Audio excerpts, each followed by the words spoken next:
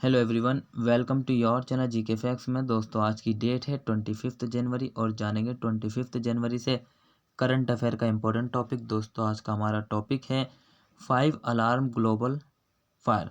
जानेंगे आज के इस क्लास में कि 5 अलार्म ग्लोबल फायर क्या है। दोस्तों, ये जो टॉपिक है आप सभी के एग्जाम पॉइंट ऑफ से वेरी इंपॉर्टेंट है, चाहे वह स्टूडेंट्स किसी भी एग्जाम की तैयारी कर रहा हो। साथ ही जो स्टूडेंट्स यूपीएससी और स्टेट पीसीएस की तैयारी कर रहे हैं उन सभी के लिए क्लास भी वेरी इंपॉर्टेंट है। और इसका जो पीडीएफ का लिंक है वो मैंने डिस्क्रिप्शन बॉक्स में दे दिया है, वहाँ से आप लोग डाउनलोड कर सकते हैं। और जो न्यू स्टूडेंट्स हो जीके फैक्ट्स फैमिली को सब्सक्राइब एंड शेयर करना ना भूलें। चलिए क्लास को स्टार्ट करते हैं। सबसे पहले आज के हमारे करंट अफेयर के फर्स्ट पॉइंट से। फर्स्ट पॉइंट है हमारा, संयुक्त राष्ट्र ने हाल ही में घोषणा की थी कि 2022 में दुनिया को 5 प्रमुख जोखिमों का सामना करना पड़ेगा और इन जोखिमों को 5 अलार्म ग्लोबल फायर कहा जाता है। 5 अलार्म ग्लोबल फायर कहा जाता है, ठीक है। ये 5 जोखिमें जो कि इन जोखिमों का सामना 2022 में सभी देशों के द्वारा किया जाएगा। ये किसके द्वारा घोषणा की गई है? संयुक्त राष्ट्र के द्वारा। ये इम्पोर्टेंट एक घोषणा है जो कि हम सबको अलर्ट करती है, इसीलिए इसको 5 अलार्म ग्लोबल फायर कहा जाता है। क्लियर है? फर्स्ट पॉइंट्स क्लियर हो गया है। अगर किसी को कुछ भी डाउट्स हो किसी भी पॉइंट से लेकर फिर किसी भी सब्जेक्ट से किसी भी क्लास से, कमेंट बॉक्स में कमेंट करके बता सकता है। इसमें शामिल कौन कौन से जोखिम है? कम होती शांति, सुरक्षा, साइबर स्पेस में अराजकता, जलवायु संकट, दिवालिया वैश्विक वित्तीय प्रणाली और कोविड-19 महामारी। इससे तो सबको पता है कि कोविड-19 महामारी से पूरा विश्व जूझ रहा है, ठीक है। साथ ही कम होती शांति। प्रत्येक देश में देखें, आज से हर देश में देख लीजिए कुछ ना कुछ मतलब कि ऐसी न्यूज़ आती रहती है जिससे कि शांति का माहौल नहीं बनता, ठीक है। और साइबर स्पेस ये भी बहुत ही ज़्यादा बढ़ता जा रहा है। जलवायु संकट ने तो हद ही कर रखी है। क्या कर रखी है? जलवायु संकट ने तो हद ही कर रखी है, ठीक है। ये सभी 5 जो है जोखिम है जो कि 2022 में पूरे विश्व को इन सब का सामना करना है। ये घोषणा जो है संयुक्त राष्ट्र के द्वारा की गई थी। अब देखिए कुछ इंपॉर्टेंट पॉइंट जो कि मैं आप सभी के साथ डिस्कस करना चाहता हूँ एक सरल भाषा में। बस आपने क्या इन सबको नोट करना वन बाय वन, जो कि वेरी इंपॉर्टेंट है। यूनाइटेड नेशन ऑर्गेनाइजेशन, क्या नाम है इसका? फुल फॉर्म है यूनाइटेड नेशन ऑर्गेनाइजेशन, संयुक्त राष्ट्र संघ, ठीक है। इसकी स्थापना कब हुई थी? 24 अक्टूबर 1945 को। कब हुई थी इसकी स्थापना? 24 अक्टूबर 1945 को, ठीक है। कहाँ पर हुई थी? सन फ्रांसिस्को, कैलिफोर्निया, यूनाइटेड स्टेट में। 24 अक्टूबर 1945 में यूनाइटेड नेशन ऑर्गेनाइजेशन की स्थापना हुई थी। कहाँ पर हुई थी? सन फ्रांसिस्को, कैलिफोर्निया, यूनाइटेड स्टेट में। ठीक इसके 6 दिन बाद मतलब कि 30 अक्टूबर 1945 को जो है भारत इसका सदस्य बना था। मतलब कि परमानेंट सदस्य नहीं, नॉन परमानेंट सदस्य। क्लियर है? और इसके जो फर्स्ट मतलब कि पहले महासचिव थे वे कौन थे? त्रिगवेला। कौन थे वे? त्रिगवेला, ठीक है। और वर्तमान में इसके महासचिव कौन है? Antonio Guterres. कौन है? एंटोनियो गुटेरेस, ठीक है। अब और पॉइंट्स है जो कि इंपॉर्टेंट है। हेड क्वार्टर है इसका न्यूयॉर्क सिटी में। कहाँ पर है? न्यूयॉर्क सिटी में। जितने भी पॉइंट्स बता रहा हूँ उनको शॉर्ट तरीके से लिखना है, जिस तरीके से भी आपको समझ में आए, ठीक है। और इसके जो है कुछ इंपॉर्टेंस जो कि मैं आपको बता रहा हूँ मेंबर्स हैं। इसके 5 जो हैं वो कौन है? परमानेंट मेंबर हैं। कौन है वो? परमानेंट मेंबर हैं। अब कौन कौन से? एक तो है फ्रांस, रशिया, अमेरिका, चाइना और इंग्लैंड। क्लियर है?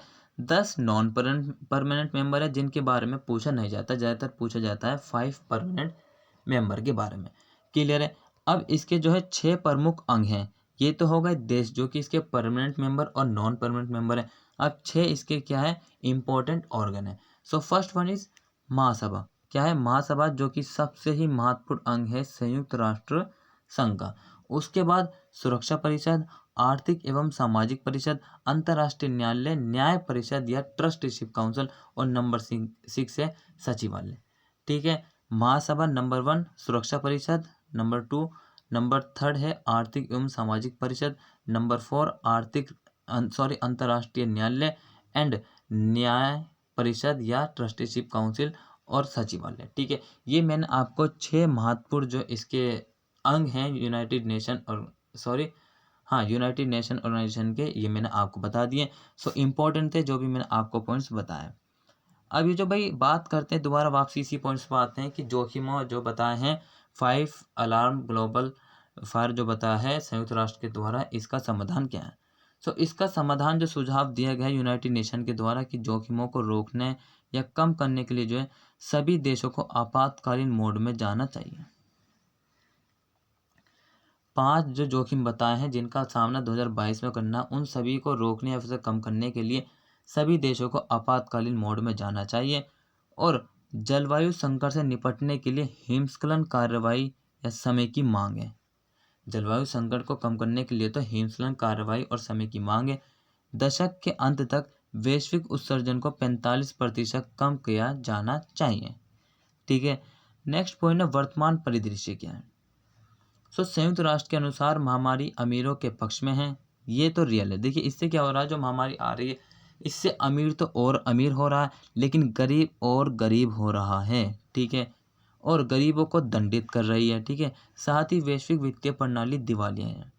दरअसल एक अच्छी, विश्वसनीय और मजबूत वित्तीय प्रणाली को देशों को उनकी खराब वित्तीय स्थिति के दौरान समर्थन देना चाहिए।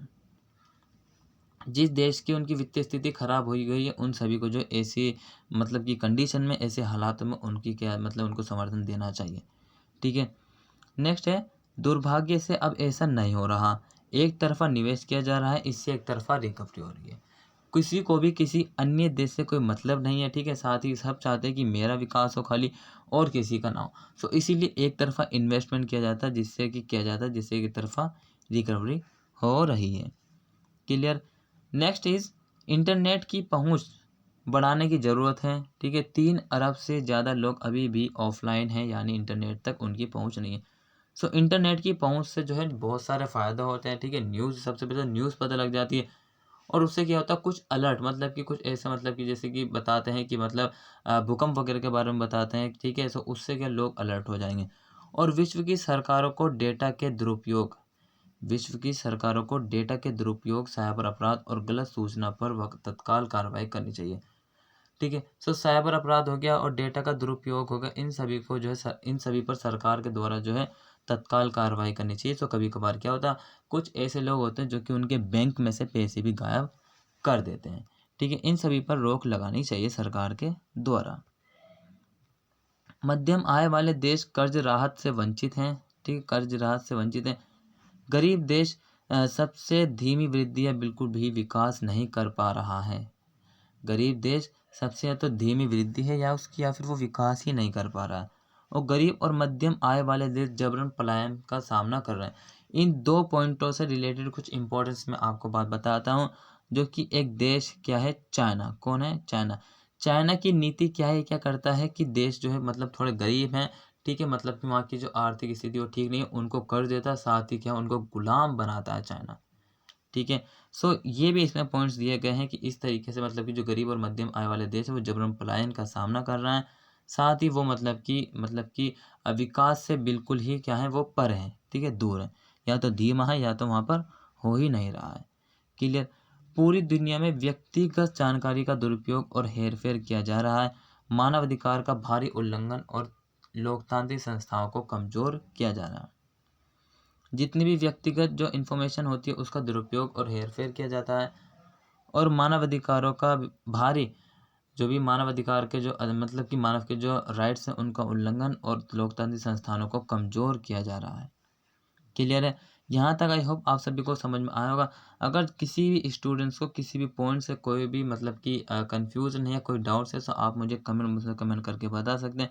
साथ ही किसी भी क्लास से हो उसके बारे में भी बता सकते हैं। ठीक है, नेक्स्ट है जलवायु संकट। तापमान वृद्धि को 1.5 डिग्री सेल्सियस तक सीमित करने के मामले में दुनिया पूरी तरह से पटरी से उतर गई।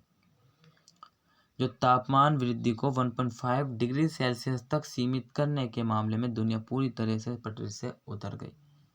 और 2015 में हस्ताक्षरित पेरिस समझौता का उद्देश्य पूर्व औद्योगिक स्तरों की तुलना में वैश्विक तापमान वृद्धि को 1.5 डिग्री सेल्सियस तक कम करना है।